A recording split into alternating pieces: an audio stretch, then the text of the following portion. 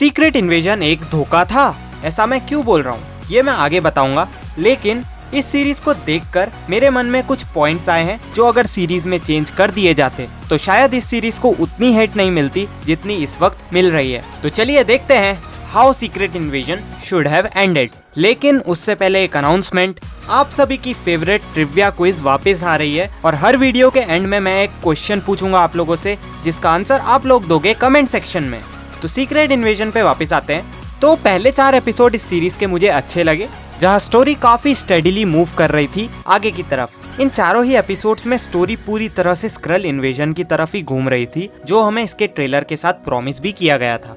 जहां पहले 2 एपिसोड्स में हमें बताया गया कि किस लेवल पर स्क्रल्स ने अर्थ पर इन्वेजन कर लिया है, और साथ ही हमें ये रीजन भी बताया गया कि क्यों वो लोग अर्थ को इन्वेड करना चाहते हैं। अगर पहले 2 एपिसोड्स को समराइज करें तो इसका पॉइंट यही निकलता है कि फ्यूरी ने स्क्रल्स को प्रॉमिस किया था कि वो उन्हें एक घर दिलाएगा। उसके बदले में स्क्रल्स को बस उसका साथ देना है अर्थ पर शांति बनाए रखने के लिए। जहां स्क्रल्स ने तो अपना प्रॉमिस रखा फ्यूरी के सीक्रेट मिशंस में उसका साथ देकर, लेकिन फ्यूरी अपना वादा नहीं रख पाया, जिस वजह से स्क्रल्स का एक फ्रैक्शन बहुत ज्यादा गुस्से में था। उसी गुस्से का फायदा उठाकर ग्राविक ने सभी को मैनिपुलेट किया और अर्थ पर कब्जा करने का प्लान बनाया। जब तक फ्यूरी को इनके प्लान की भनक लगती तब तक ये लोग काफी आगे बढ़ चुके थे और ग्राविक के लिए स्क्रल्स का सपोर्ट और ज्यादा बढ़ चुका था। वही तीसरे और चौथे एपिसोड में हमें पता चलता है कि स्क्रल्स का असली प्लान क्या है, जो था वर्ल्ड वॉर करवा के ह्यूमंस को कमजोर करना। और स्टेक्स काफी ज्यादा तब बढ़ गए जब 4th एपिसोड के एंड में ग्राविक ने टेलॉस को मार दिया। पर इन चारों ही एपिसोड में अगर किसी कैरेक्टर ने सबसे ज्यादा डिसअपॉइंट किया है तो वो था निक फ्यूरी। ये पूरी सीरीज बेची ही गई है निक फ्यूरी के नाम पे, लेकिन 6 के 6 एपिसोड्स में से एक भी ऐसा एपिसोड नहीं था जिसमें हमें ऐसा लगे कि फ्यूरी इस थ्रेट से लड़ने के काबिल भी है। सच बताऊं तो मैंने तो यही सोचा था कि शुरू में हमें निक फ्यूरी थोड़ा कमजोर दिखाया जाएगा, लेकिन जैसे जैसे सीरीज आगे बढ़ेगी वैसे वैसे हमें जीनियस निक फ्यूरी वापस से देखने को मिलेगा। लेकिन ऐसा हुआ ही नहीं, और ये एक बहुत बड़ा फैक्टर था जिस वजह से फैंस इस सीरीज से बहुत ज्यादा डिसअपॉइंटेड है। वही जिस तरह इन एपिसोड्स में गाया और टेलॉस के बीच के रिलेशनशिप को दिखाया गया है, उसे देखकर एक मोमेंट के लिए भी इमोशनल कनेक्शन फील ही नहीं होता है। और इसी वजह से ना तो टेलॉस का सेक्रीफाइस इम्पैक्टफुल लगा, ना ही गाया का ग्राविक से लड़ना जस्टिफाई हो पाया। पर इस पूरी सीरीज में अगर कोई कैरेक्टर सबसे ज्यादा इम्पैक्टफुल लगी तो वो थी सोनिया फॉल्सवर्थ। उसके साथ मार्वल ने MCU में इंट्रोड्यूस किया MI16 को, जो है एक ब्रिटिश सीक्रेट एजेंसी।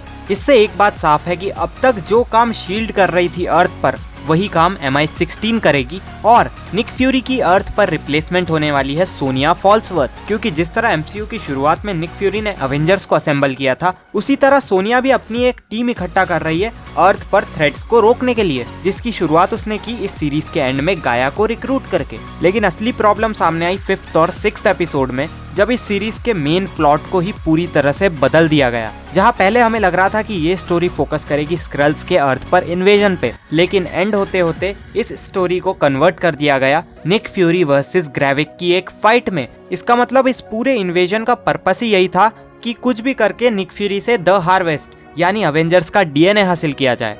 और ऐसा करके क्रिएटर्स ने MCU में एक और विलन इंट्रोड्यूस कर दिया जो सिर्फ और सिर्फ पावर का भूखा था। लेकिन मुझे सबसे बड़ा शॉक तब लगा जब फ्यूरी, जो अपनी वाइफ पे तक पूरा भरोसा नहीं करता, उसने अवेंजर्स का DNA सौंप दिया 2 स्क्रल्स के हाथों। उसने ये तक नहीं सोचा कि अगर फाइनल फाइट में ग्राविक की जगह गाया मर जाती तो फिर क्या होता। निक फ्यूरी का इतना बड़ा रिस्क लेना मेरे लिए तो कोई सेंस बना ही नहीं रहा है। और रही बात सीजन 2 की, तो इसके क्रिएटर्स ने ही उसके सारे दरवाजे बंद कर दिए हैं। ऐसा मैं इसलिए बोल रहा हूँ क्योंकि आखिरी में गाया ने सोनिया के साथ हाथ मिला लिया है। मतलब केविन फाइगी गाया के साथ एक अलग ही स्टोरी लाइन की तरफ जाना चाहते हैं। इसकी जगह अगर क्रिएटर्स गाया को स्क्रल क्वीन बना के अगले सीजन का विलन सेटअप कर देते तो फिर सीजन 1 की स्टोरी को वो लोग जस्टिफाई कर पाते, और हम फैंस के मन में भी होप रहती कि जो हमें सीजन 1 में नहीं दिखा वो सीजन 2 में देखने को मिलेगा। तो कुल मिला के ये सीरीज तो कभी सीक्रेट इन्वेजन पे थी ही नहीं।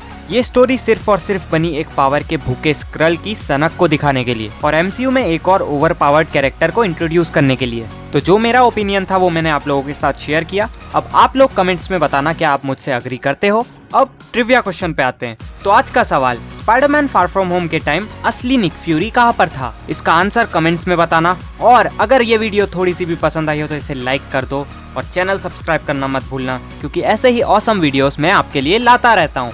तो मिलते हैं नेक्स्ट वीडियो में। Until then, signing of.